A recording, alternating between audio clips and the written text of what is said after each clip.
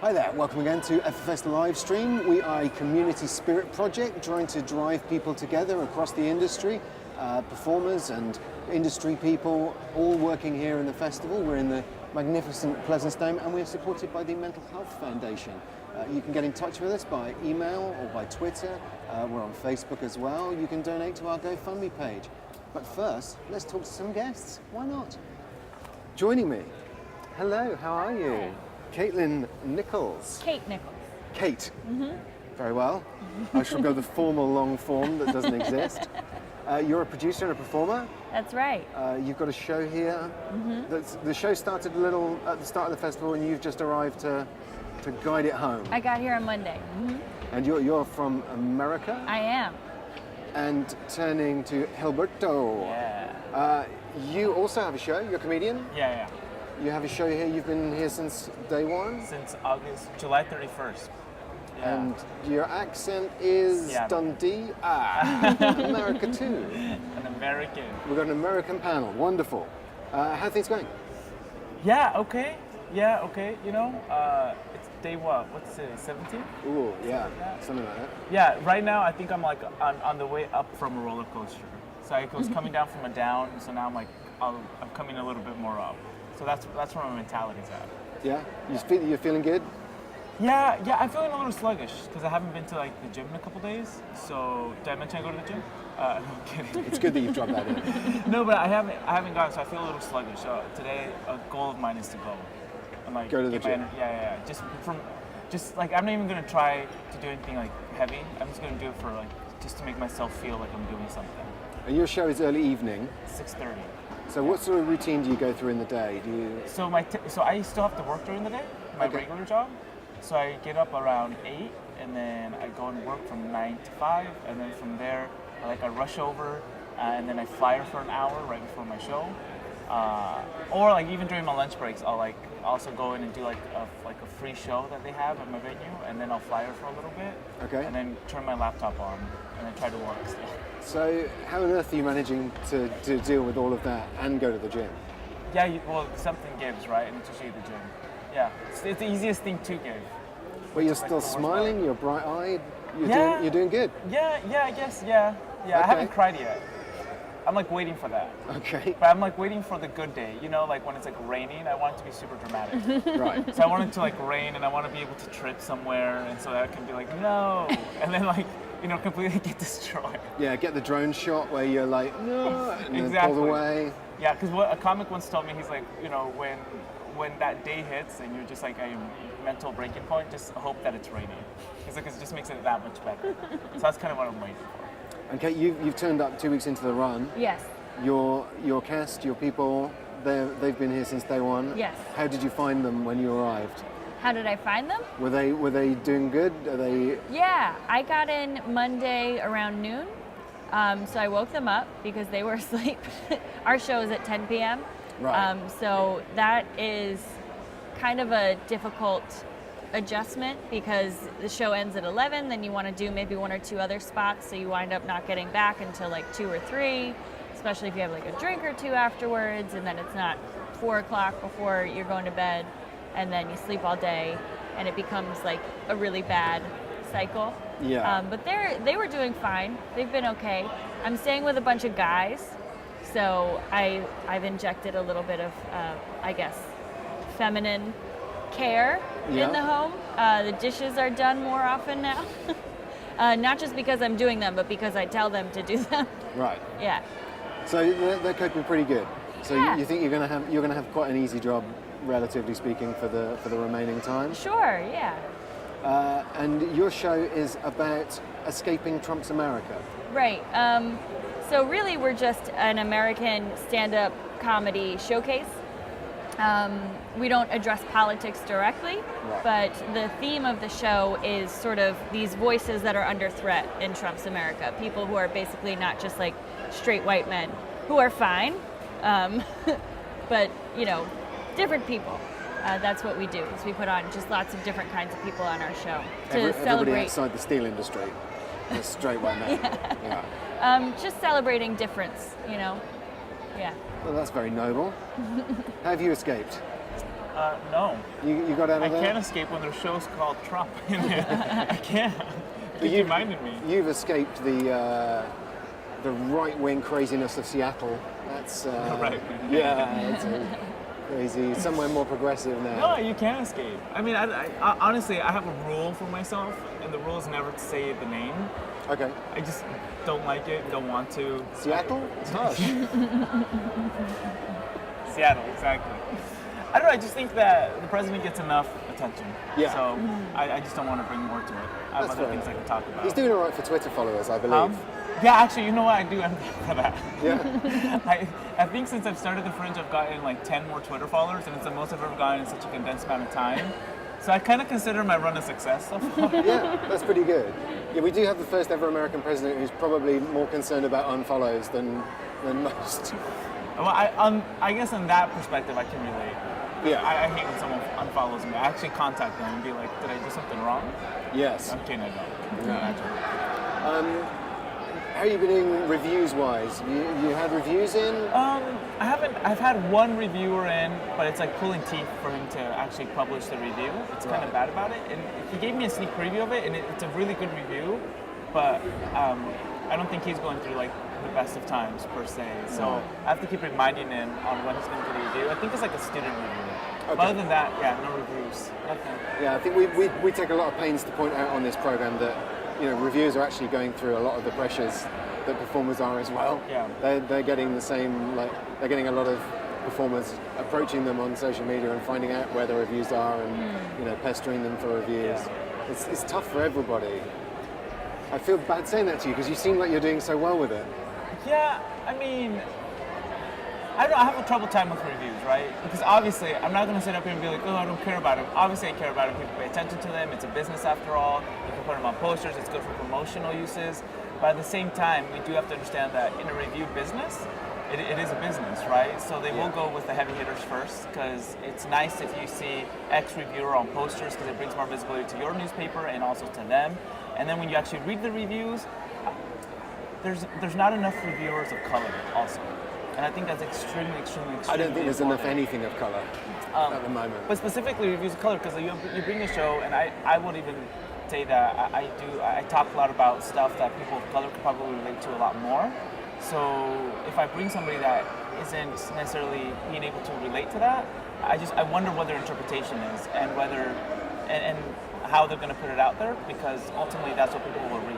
But at the same time, it's not wrong, because if you look at who's coming to the Fringe, that's usually the demographic are the people who are reviewing. There's a lot of conversation around the Fringe, I think, this year about people of colour and representation. There's an open source spreadsheet that's doing the rounds on social media where somebody actually went through the brochure and kind of picked out all of the shows that have relevance to people of colour, and it is a very kind of small proportion of the actual brochure. Is mine on there? I will find out for you, and if not, I will add it. But he seemed quite happy about it. He'll be fine. Yeah. So have you found some nice little spots so far? You've been here a few days. Have you found some nice spots around the city? You visited Edinburgh before. Yeah, I did the festival last year. Right. Were you here for the whole month? So where did you find that was good for recommendation for people? There's a really nice little place next to where I'm staying this year, but I can't remember the name of it, and I feel terrible because I'd really like to support her business. It's a small Spanish like tapas and coffee place. Right.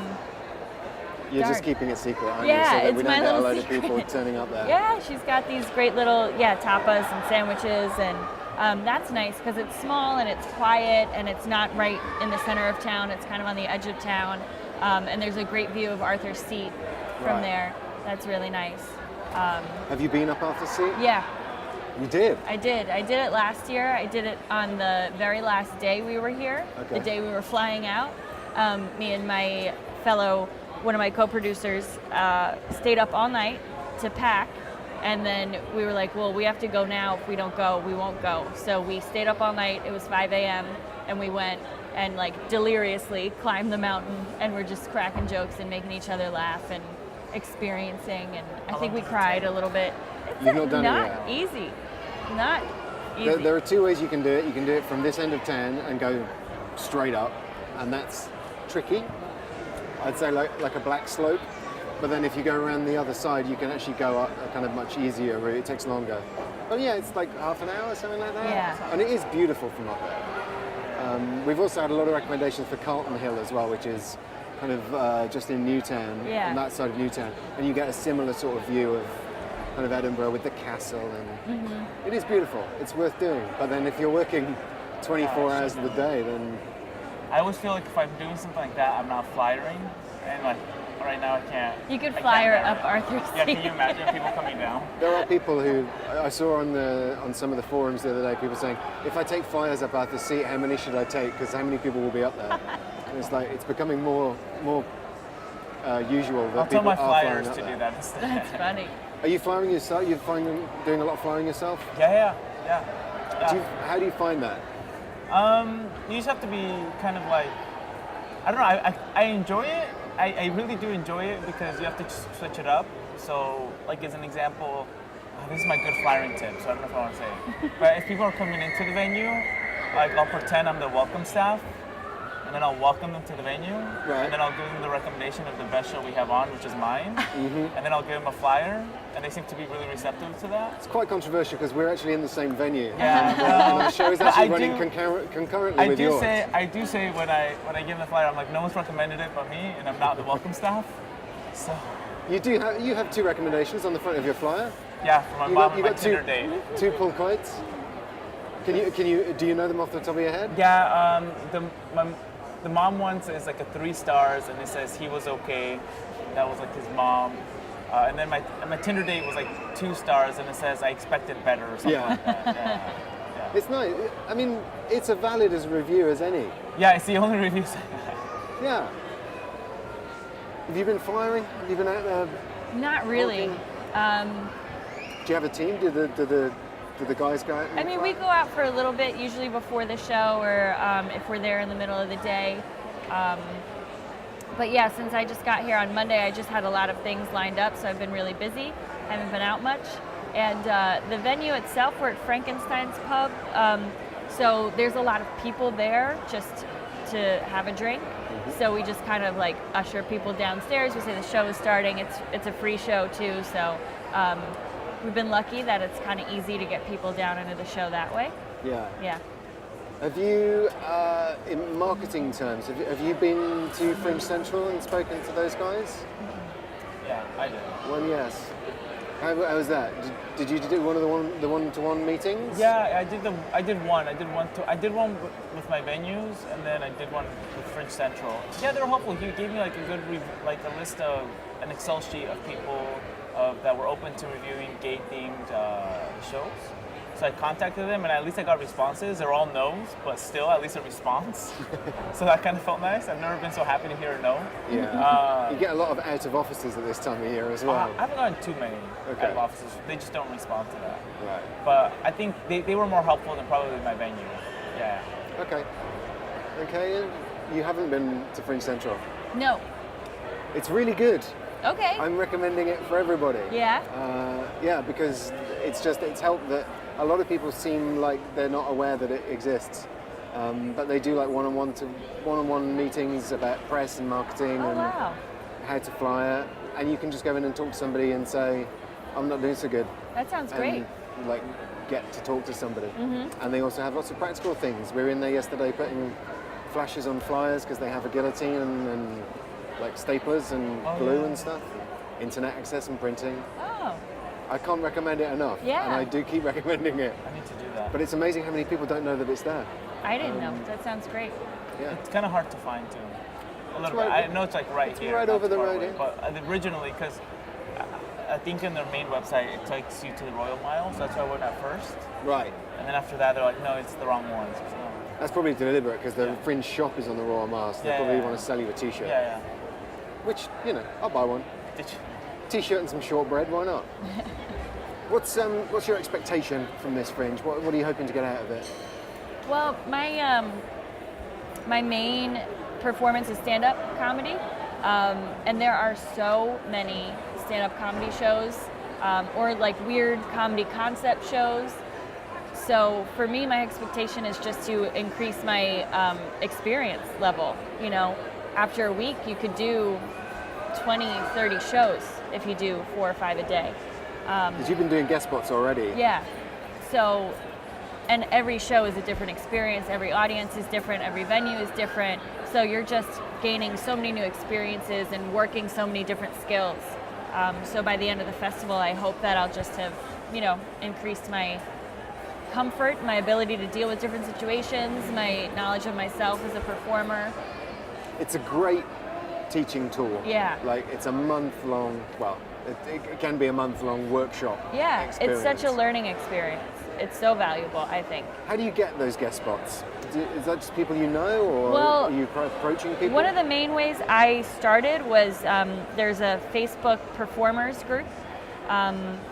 So people posted when they were looking for guest acts, and I just messaged pretty much like everyone that I could find that fit with my schedule and booked anything from there. And then you meet people every show that you do, and you talk to them about whether or not they've got their own show and if they're looking for guests, or they'll say, no, I'm not, but I know that this person is. Or even just showing up at other shows and introducing yourself to whoever's running the show and saying, I'm in town, I'm around if you ever need any drop-ins or anything like that. So it's just about networking, talking to people, putting in a little bit of time and effort to research and reach out and see what's out there. Yeah, the Performers Forum on Facebook is actually really super useful. Yeah, I think that's probably how I found you guys. I think it was, yeah. I don't know whether we've done this yet, but we'll put the link in the description. Mm-hmm. I think you have to apply for permission to join the group, but if you're a performer, then you can get that pretty soon. Are you aware of this? Are you on this group? Maybe. In the secret group? You don't know? Yeah, maybe. I mean, like, when I came here, I joined a lot of groups. Right. So for like a lot of like gay pages and stuff. So maybe. I sometimes see things that I want to do. Like one time, a comic the other day put up that it was like the USA to Edinburgh page that I made. It said something about going to the gym together, and I was like, that sounds more like a accountable situation. So I messaged him, but I think I gave him the wrong phone number, so I have to follow up. There's some really cool things. Fringe Central actually do some of those. Like, I think they've done an LGBTQ meetup, and I think they've done a people of colour meetup as well.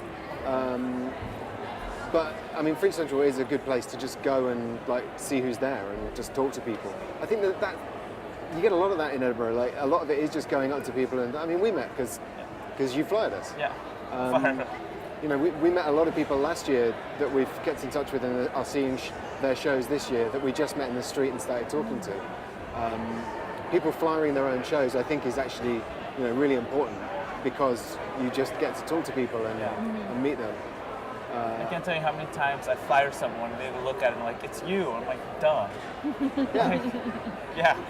But that's great. Why is that so rare? Somebody was coming on and they built like a community of fans over a kind of 8-year period of coming back every Edinburgh and flyering themselves and just saying, come and see my show. And there's that personal connection with a person, so that when you're doing the show and you see them, you're like, I invited you and you came.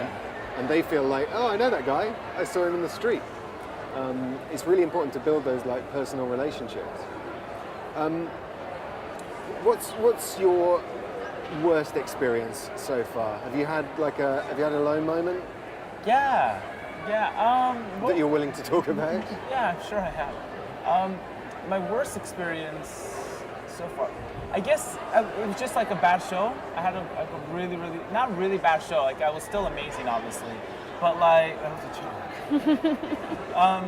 It just seemed, it was the first day it started raining here, like after we had so much sun, right? And it was, I think, like a week ago.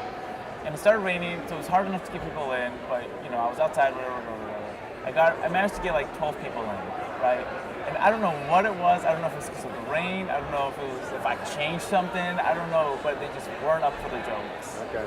They weren't up for it. It was like, the first 5 minutes not even, like the first 2 minutes, when you're saying your jokes and you're like, oh shit, this is going to be long for both you and me. Yes. Buckle up. So then I was like, ugh. So it was like talking to a wall. You hear some chuckles, but nothing, like you see a guy do this, which means checking the watch, which is never the best sign in the world. Because ultimately you want them to forget they even have a watch if you're really that entertaining. And one guy was like in the front row, literally just sleeping. So I'm just gonna blame it on his age, which I think I'm okay doing. And then at the end, I got like just a nice golf clap, you know. And I was like, okay, and usually that's not the reactions I expect, so it's weird because when you do Standing ovations every other night. well, usually, no, but I mean, because your jokes are tested, right? You test them, I don't know, 30, 40 times before you actually come to the Fringe, or at least you would hope.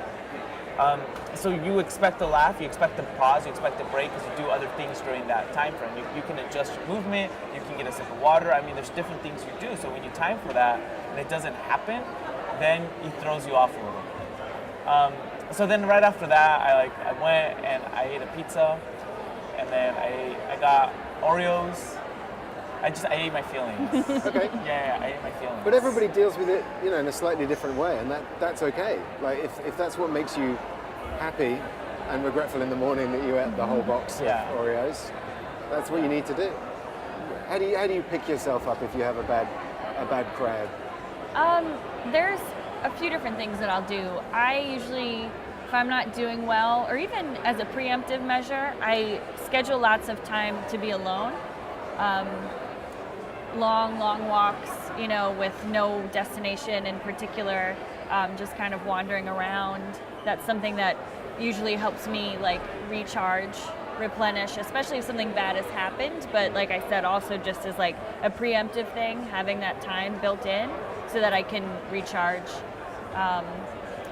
I kind of make a list of things that I can do to feel better, and I make this list when I'm feeling okay.